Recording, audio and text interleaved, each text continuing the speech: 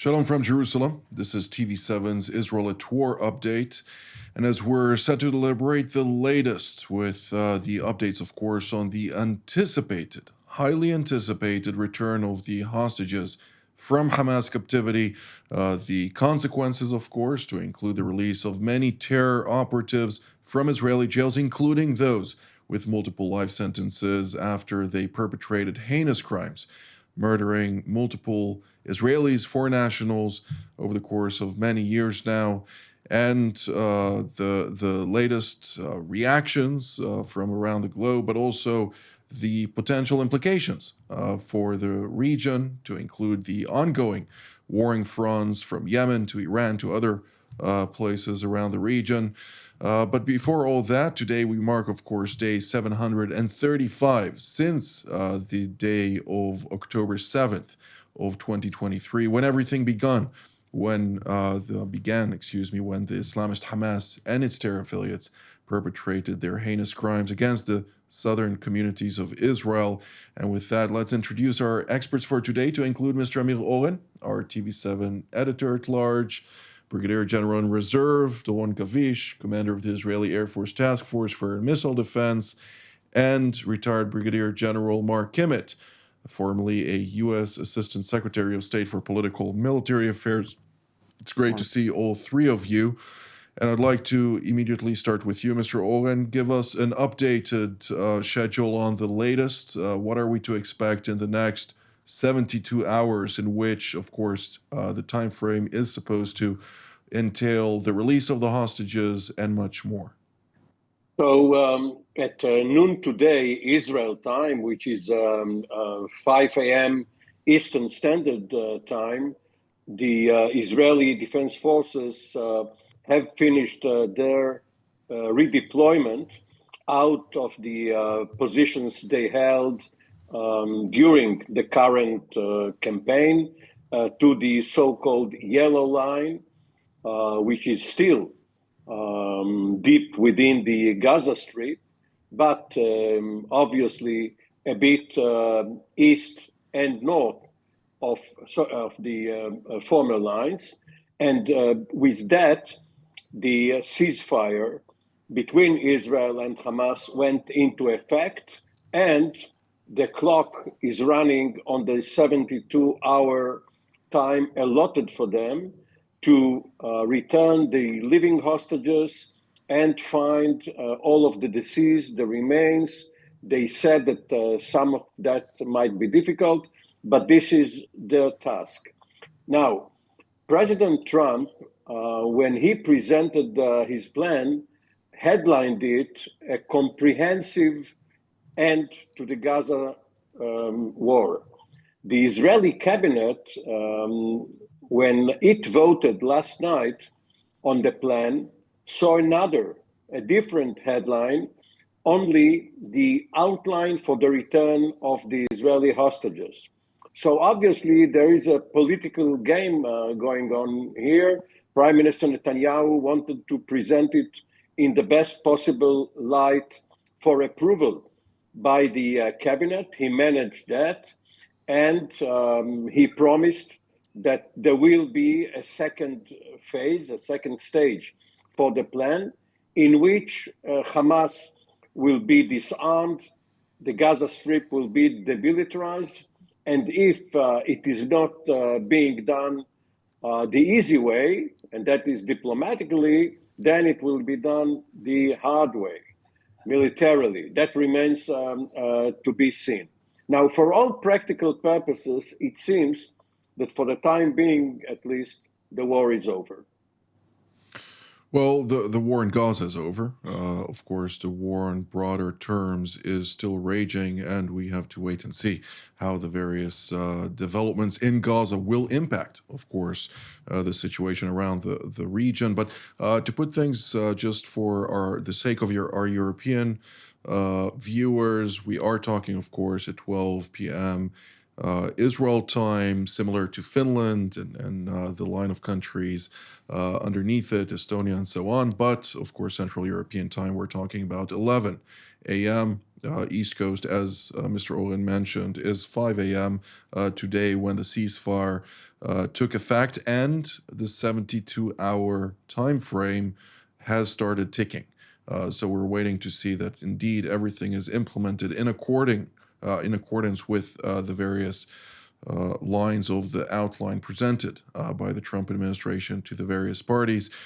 General Kimmett, I'd like to hear your take on this. From an American perspective, a cabinet meeting took place. Secretary of State Marco Rubio did mention some interesting phone calls that were made between President Trump and a number of leaders in the region to convince them to adhere to his outline for the situation in Gaza. I hear that it has to do also with a couple of countries that are more sympathetic towards the Islamist Hamas, and those phone calls apparently convinced them that it better serves their interest to abide by President Trump's vision for how the situation in Gaza should be resolved.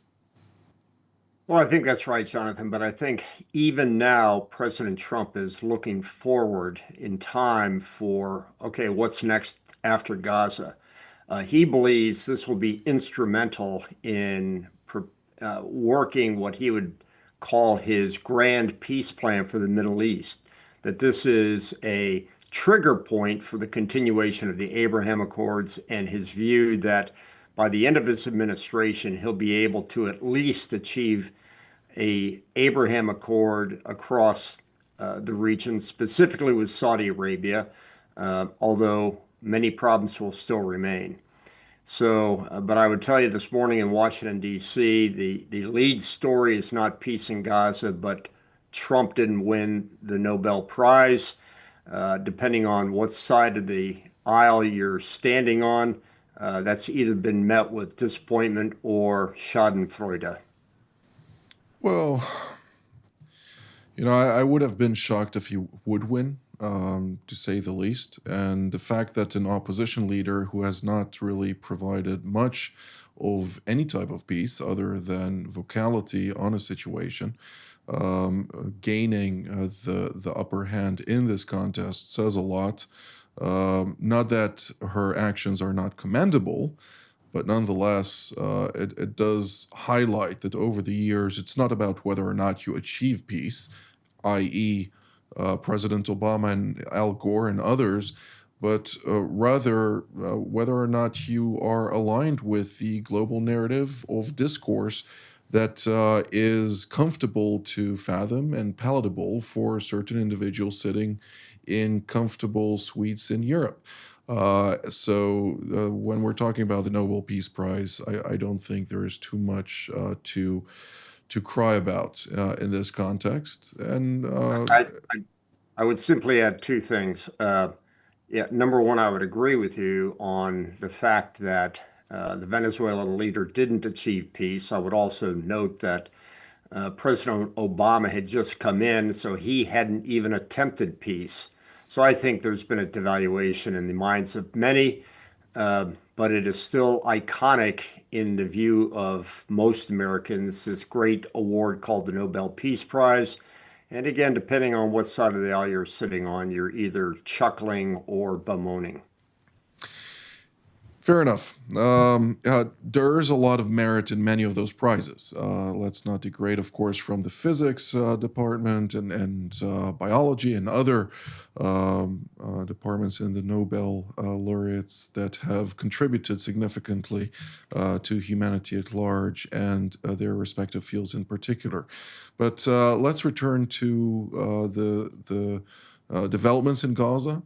General Gavish, IDF spokesman, Brigadier General Efi Defrin came out and stated in a televised address that the residents of Gaza should not come into the areas that the IDF is currently deployed in, and to abide by the ceasefire arrangement, lest they face the brunt of course, sterile, so to speak, zones.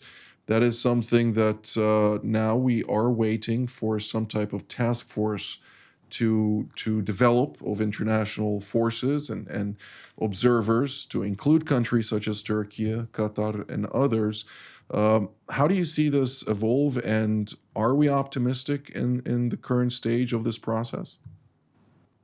Well, military is very important at this point in order to enforce what we are looking for or forward toward what would be happening in the Gaza Strip, and probably military organizations would be the ones that would be able, in a way of doing it.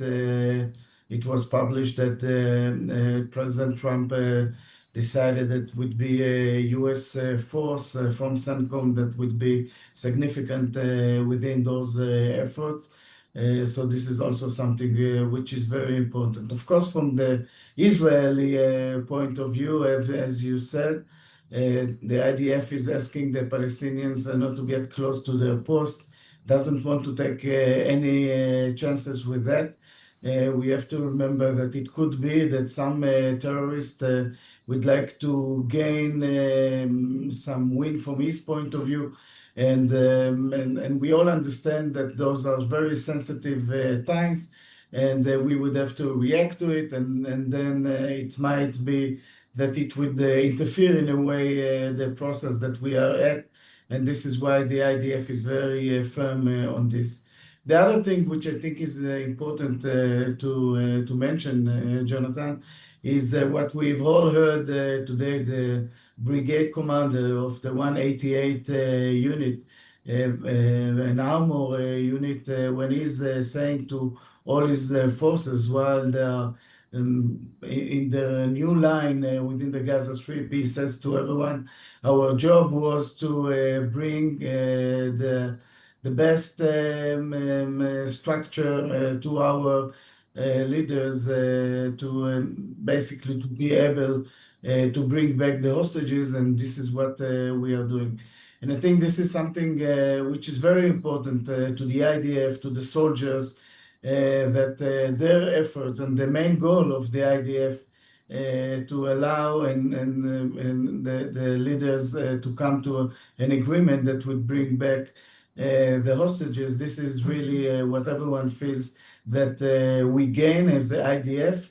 And of course, we will know in 72 hours from now that everything went well, but or less than 72 hours. But this is really what the IDF was saying all the time. We are here for that. Mr. Oren, I understood that it's under CENTCOM command.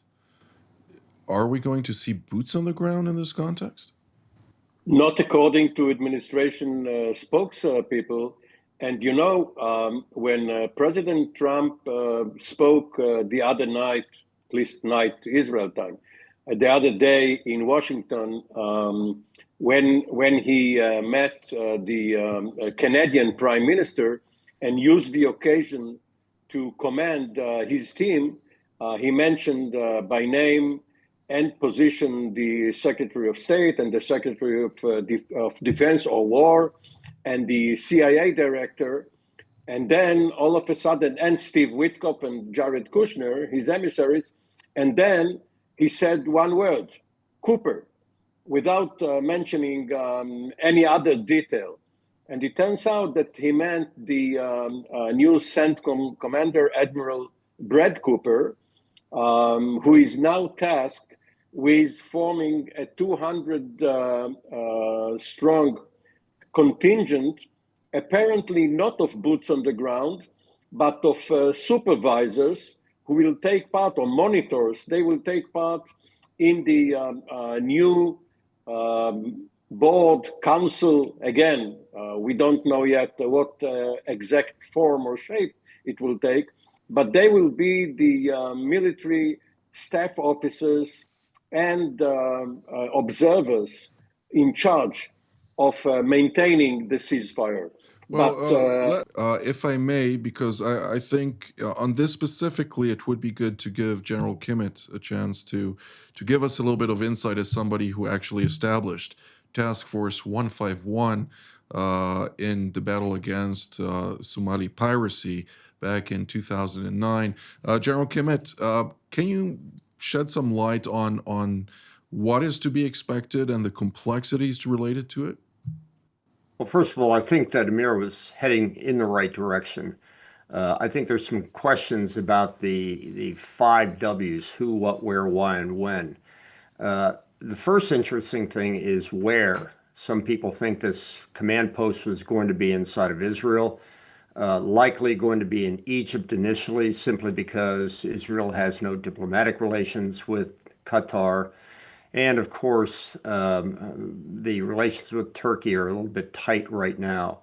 The understanding that I have is what the U.S. is providing more than anything else is, as you said, the command post for the operations with experts in there, with an idea of not to put people on the ground inside of Gaza, but just sort of to be the coordinating center as other forces go into Gaza ceasefire. They've got logisticians, planners, command and control elements for the simple try to weave this disparate group of Egyptians, Qataris, Turkeys, who to my knowledge have never worked together in a joint military exercise, just to be that glue that binds it all together. I don't think the United States will ever say that it is in command of the operation, but it certainly wants to facilitate it. Last point I'd make is I've heard that President Trump actually said, as they were going around the room applauding different people, such as Jared Kushner, Witkoff, et al., he said, Cooper, he's been fantastic, I hear. So I think it's a good thing to have the Americans involved. I don't think we're going to see conventional soldiers on the ground inside of Gaza. If we can provide a function to hold that tight little group of Egyptians, Qataris, Turkey, and whoever else rolls in, if we can be a facilitator of coordination, I think that's the best the Americans are going to do. Indeed. Well, Mr. Owen, I will ask you one point because uh, Turkish President Recep Tayyip Erdogan has made a statement earlier today in which he threatened Israel that were the war to resume, irrespective of the fact of whether Hamas breaches it or not, there's going to be harsh consequences to it. What are we to make out of that? We are to make out of it that Israel is not going to resume the war, irrespective of what Erdogan says, because it is between Netanyahu and Trump. And Erdogan has very little to say about it. And Erdogan feels comfortable in threatening something which is not going to happen. The last time the Turks, at the time the Ottomans, were in Gaza was in 1917, when they fought the British under General Allenby. The Turks were under German officers. They lost the battles for Rafah and Khan Yunis, and Erdogan wants to make Turkey great again. But he's not going to do it at the expense of Israel. One more point, just to follow up General Kimmitt's remarks. The U.S. has a lot of experience running the MFO, the multinational force and observers in the Sinai, at El Arish, very close to Gaza.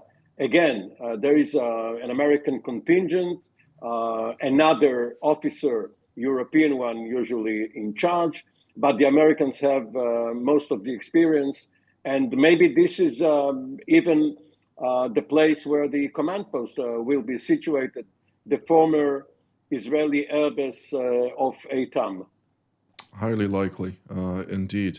I will note that Allenby commanded the majority of Australian and New Zealand troops, Kiwis and Aussies, as they put it at the time. But we'll leave a history for another day. General Gavish, I'd like to hear your take on a remark made by the leadership of the Iranian proxy Ansar Allah, namely the Houthi-dominated terror organization in Yemen, which claimed that they're going to closely monitor, apparently, the ceasefire in Gaza, and if they are happy with it, they will also relent when it comes to their sporadic attacks against Israel. I haven't heard any comments from Israel that they intend to allow the Houthis to basically get out of what they've done without bearing the brunt for it. Well, of course, the Houthis, this is one of the questions now that we would have to deal with. But just allow me to go back for the discussion that we had. Within military forces, if there is a US force that is relevant, and this is for sure what President Trump meant, this is CENTCOM. We have to remember that CENTCOM is daily working with the forces in the Mediterranean. He knows them personally. The commanders are knowing each other. For sure, the commander of CENTCOM. So this is something that if there is a force that could coordinate everyone, this is CENTCOM for sure. And you know, going back to the Houthis, the Houthis in the past did cease their fire when we ceased the fire in the Gaza Strip. So it makes sense from this point. This is what would happen. But we are, for the other hand, I think this is for us to monitor their behavior because when I'm saying us, by the way, it is the international community because we have to remember that the Houthis are not only striking Israel or shooting UAVs and missiles toward Israel, they are doing it toward all the naval movements in the bay. So this is something, of course, to monitor. And if they would retreat from what they are doing and everything would go back to square one like it is 2 years ago, so probably the reaction would be one. And if they would continue with it, reaction would be completely different. So I think that we are now the one in the international community and CENTCOM and others that are monitoring the Houthis' behavior, and the decision would be made what to do with regard to this issue. Thank you, General Kavish. General Kimmett, Palestinian Islamic Jihad, the leadership thereof, which is, of course, the closest ally of the Islamist Hamas and has been fighting alongside them throughout the Gaza Strip, has come out and praised the Islamic Republic of Iran for its steadfast support in material, in funds, in other type of support for basically in this 2-year war against Israel from its perspective, saying that without Iran, all of this could not have been made possible. The Iranians, of course, are claiming that they are merely moral support, but everybody knows that that is a lie, like much of everything else that they're saying.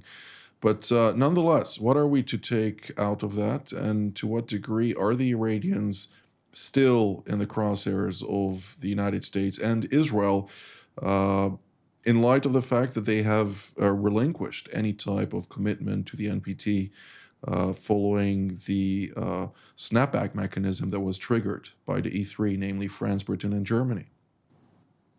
Yeah, two things I'd say. Number one, it demonstrates that the Palestinian Islamic Jihad has been smoking too much of their own fentanyl that they've been producing. Number two, I would think that Iran is down, but it's not out. It's demonstration that they have not given up on their proxy operations as a means of foreign policy.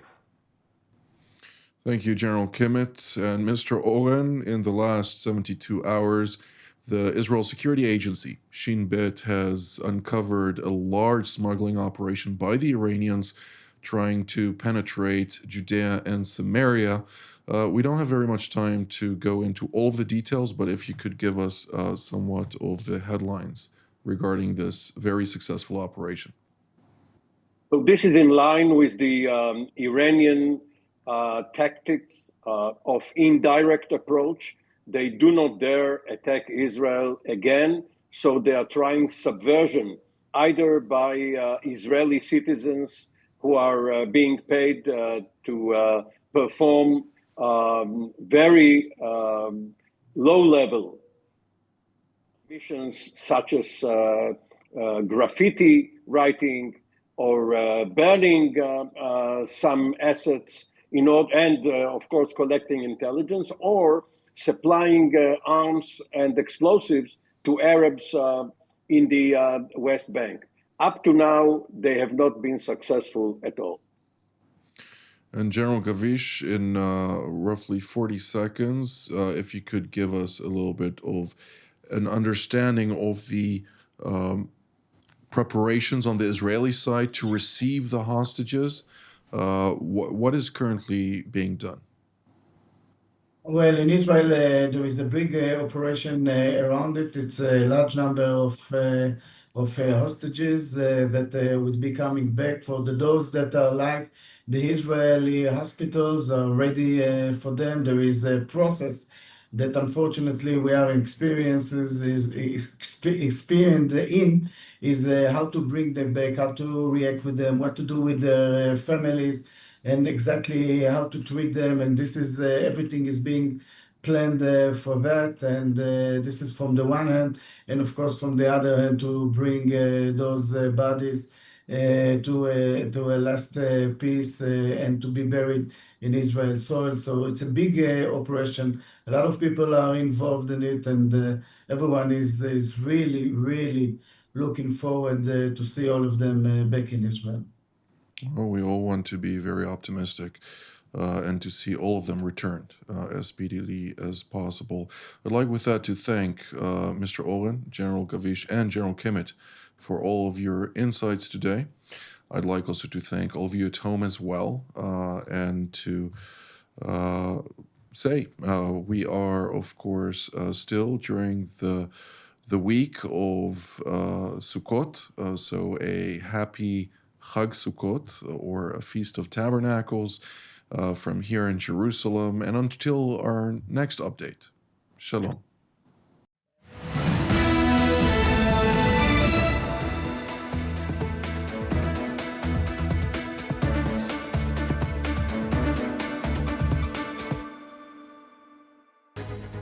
My name is Doron Gavish, and my background 30 years of serving in the Israeli Air Force. My last job, I was the commander of the Israeli Air and Missile Defense during the introduction of the Iron Dome to the defense of Israel. All of this allows me really to be part of the team here in TV7. It is super important to have such a platform. We talk about the global situation, we talk about Israel, and those different angles which are relevant to the discussion.